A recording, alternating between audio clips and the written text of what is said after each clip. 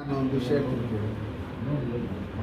ಎಂತೆಂಥವರು ಈಗ ನಮ್ಮಲ್ಲಿ ಕೆಲವರು ಟಿಕೆಟ್ ತಪ್ಪಿರ್ಬೋದು, ತಪ್ಪಿದೆ ಅನ್ನೋ ಲೆಕ್ಕಾಚಾರದಲ್ಲಿ ಇನ್ನೂ ಉನ್ನತವಾದಂಥ ಸ್ಥಾನ ಕೊಡ್ಬೋದು ಅವ್ರಿಗೆ ಅನ್ನೋ ಲೆಕ್ಕಾಚಾರದಲ್ಲಿ, ಪಕ್ಷದಲ್ಲಿ ಇನ್ನೂ ಬೇರೆ ರೀತಿಯಲ್ಲಿ ಬಳಸ್ಕೊಬೋದು ಅನ್ನೋ ಲೆಕ್ಕಾಚಾರದಲ್ಲಿ.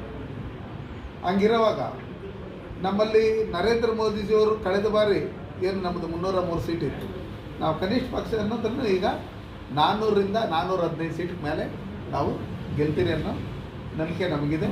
ಜನ ಯಾವುದೇ ರೀತಿಯಾದಂಥ ಸರ್ವೆ ಮಾಡಿದ್ರು, ಯಾವುದೇ ಕ್ಷೇತ್ರಕ್ಕೆ ಹೋದ್ರೂ ಕನಿಷ್ಠ ಪಕ್ಷ ಅಂದ್ರೂ ಒಂದು 10 ಸೀಟ್ ನಾವು ತಮಿಳ್ನಾಡಲ್ಲೂ ಗೆಲ್ತೀವಿ.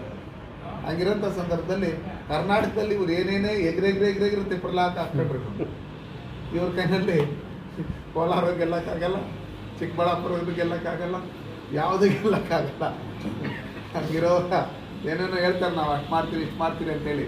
ಇವ್ರು ರಾಹುಲ್ ಗಾಂಧಿನ ಎಲ್ಲೆಲ್ಲಿ ಕರ್ಕೊಂಡು ಓಡಾಡ್ತಾರೋ, ರಾಹುಲ್ ಗಾಂಧಿದು ಎಲ್ಲೆಲ್ಲಿ ಅವ್ರು ಇದು ಮಾಡ್ತಾರೋ, ರಾಹುಲ್ ಗಾಂಧಿ ಎಲ್ಲೆಲ್ಲಿ ಪ್ರಧಾನಮಂತ್ರಿ ಕ್ಯಾಂಡಿಡೇಟ್ ಅಂತ ಹೇಳ್ಬಿಟ್ಟು ಹೇಳ್ತಾರೋ, ಅವ್ರು ಹೇಳ್ದಾಗೆ ಅವರು ಟೋಟಲ್ ಆಗಿ ಕಾಂಗ್ರೆಸ್ ಮುಕ್ತ ಭಾರತ ಆಗೋಕ್ಕೆ ಶುರು ಆಗ್ಬಿಟ್ಟಿದೆ. ಏನೋ ಒಂದೇ ಎರಡು ಸ್ಟೇಟಲ್ಲಿ ತಗ್ಲಾಕೊಂಡವ್ರು ನೆಕ್ಸ್ಟ್ ಅದು ಇರೋದು.